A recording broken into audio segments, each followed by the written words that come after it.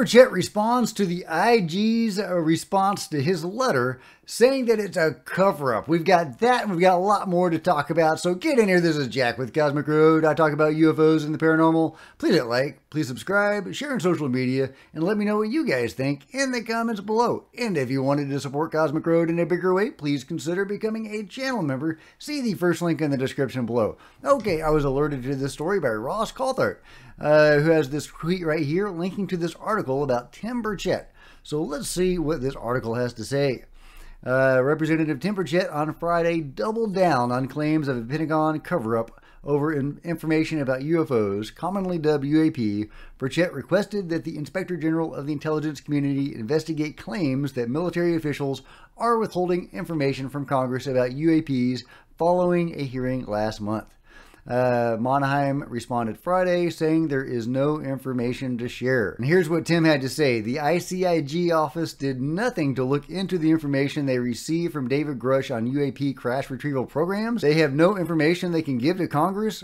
Cover up. There you go. Boom. Tim Burchett is saying the IG's response is a cover-up. And indeed, how else can you look at it?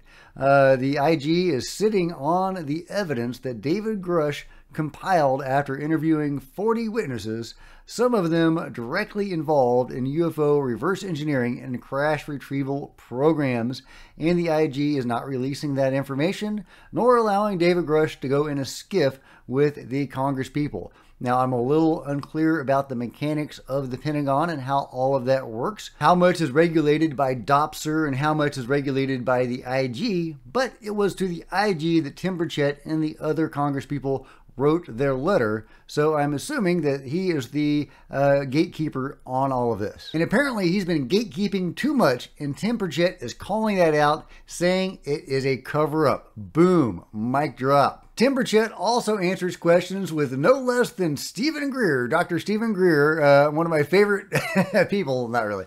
If you're new to the channel, I talk about Stephen Greer all the time. I'm not a huge fan, although I do think he's done some good work. Yeah, I never thought I'd see Tim Burchett opposite Stephen Greer. That's just hilarious. But they both answer questions about the alien bodies as Stephen Greer pivots to, well, hey, you know, I don't care about the alien bodies. You know, why aren't they taking my evidence seriously? I've given 7 terabytes of data to the government. What are they doing with it? And then Tim Burchett responds to that, and let's hear what he says, because he talks about that. He also directly addresses the alien body controversy, and we get more information about future UFO hearings. Here goes. Well, the truth is that the U.S. government doesn't want to disclose this. NASA, in this lengthy report that said very little, in the first paragraph, basically, they asked for more money. And that's what's driving all this. They don't want to find an answer to it. They know the answer. All I want is them to release their files. And I agree with Dr. Greer. I think this stuff needs to be made public, and it should be. I have an agreement from Speaker McCarthy that we will hold another hearing. I guess that's good news. We won't get the select committee like we wanted to because we stepped on too many toes in the intelligence community, which I knew we would, but we're not going to get there by asking for things. We got to turn the tables over, and this NASA report is not turning any tables, in my opinion. And I think this thing, Dr. Greer is very diplomatic, and I'm no diplomat. I'll never get a job at the UN. I think this thing's a hoax. This guy has a history. This guy has a history in Mexico of hoaxing folks. So I'm. And there's better research out there. Okay, so there you go. Tim Burchett is calling Jaime Maussan's alien bodies a hoax. I don't think it's a hoax. I think these are a 1,000-year-old relic of some ancient, of some culture in that region. But yeah, he doesn't think they're alien bodies. And he also says that they are not going to get a select committee, which is, what we've heard, unfortunately. I think that's a real blow. That's exactly what we need, is some congressional body in the public purview devoted exclusively to studying UFOs and exploring this mystery and gaining access to these programs. And of course, that's exactly why they're not going to allow it. Or at least they're going to fight it with every inch of their being. But he does say there's going to be more hearings. There's going to be at least one more hearing. And that is exciting. That is encouraging. Who are the witnesses going to be for that hearing? Is it going to be more of Grush? Are we going to get that other whistleblower that James Fox says is going through the pipeline, going through the same process that David Grush did? Who do you think is going to be the whistleblower? Somebody that we've heard of, or the witness or witnesses? Who do you think is going to testify at that hearing? Is it going to be, Lou Elizondo and people that we already know? Or are we going to get some new information, hopefully from people directly involved in these programs? Meanwhile, Bryce Zabel is asked about the NASA hearing. Let's hear what he has to say. I get your reaction to this. Bill Nelson, NASA administrator, former astronaut. One comment that he made. Watch. The NASA independent study team did not find any evidence that UAP have an extraterrestrial origin. But we don't know what these UAP are. I raised an eyebrow, no? Well, okay.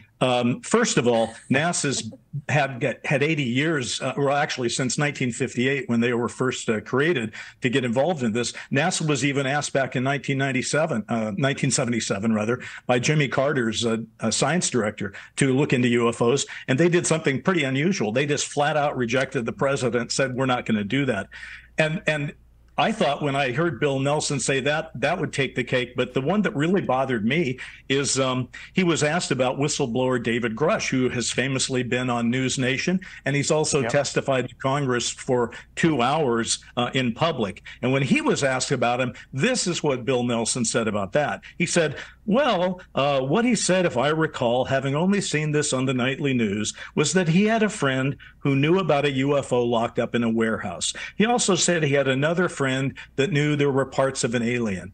Okay, I'm sorry. This guy is the director of NASA. He's been assigned to look into this. He's devoted NASA resources to it. And there is a congressional investigation with 3 witnesses, 2 pilots and a whistleblower who's testified already for 11 hours to the U.S. government behind closed doors. But he doesn't watch that in a month and a half that he has to look at it. And instead, he starts talking about things like that. So I would just say this, for crying out loud, that is not the way forward. And I think NASA is sort of playing into, well, you probably know this, but NASA used to be referred to by people as what never a straight answer. And that's kind of what I felt watching it the other day. Bryce Zabel, thank you, sir. Appreciate it. A good take by Bryce Zabel. Ross Coulthart also responds to the NASA hearing. To the report out of NASA today. Hello, Elizabeth. Look, it's positive because it represents a culture change. What we've seen for the last 50 to 60 years in America is very much a dismissive attitude towards UAPs. It's been suggested that they can all be explained away as normal, prosaic phenomena. And what this report does signify, what it represents, is an acknowledgement that finally NASA is taking UAPs seriously. And that's an important culture change. It represents a paradigm shift for what, after all, is America's premier spacefaring organisation. Yeah, but I think a lot of people feel like NASA is now taking this seriously. We have the Pentagon now taking this seriously. We have this website that's now up for declassified videos to be uploaded so that anybody anywhere can see them. And yet it's all the classified stuff that everybody wants to see. And the classified stuff is what David Grush was talking about. He couldn't even describe it to the congressman in his hearing, his well-publicized hearing. Yeah, I mean, it depends who you talk to. I mean, I talk to a lot of people in intelligence and defence and people who have an awareness of the censor systems that organisations like NASA have. And frankly, to me, it's just a no-brainer that the space agency is aware of anomalous phenomena and has been for a very long time. And I find the assertion, it's always fun when you look at a report to go to the very last page, because that's normally where the most pertinent stuff is. And it's literally the last paragraph where they declare at this point there is no reason to conclude that existing UAP reports have an extraterrestrial source. And it's interesting because They do admit, though, that there is a plausibility to the idea that there is a potential unknown alien technology operating in Earth's atmosphere. And the simple fact is, as I know from many sources, that's because the sensor systems are picking up anomalous phenomena.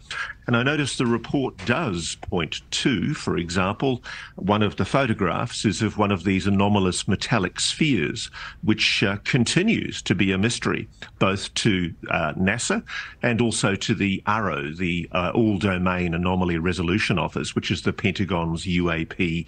investigation office. So we've got this kind of weird cognitive dissonance right now, where NASA is essentially saying that on the peer-reviewed literature, there's no evidence.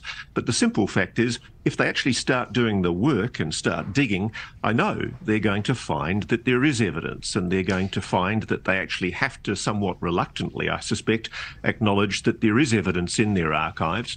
And one of the things that I'm being pointed to is the STS video, the space station video and the shuttle videos.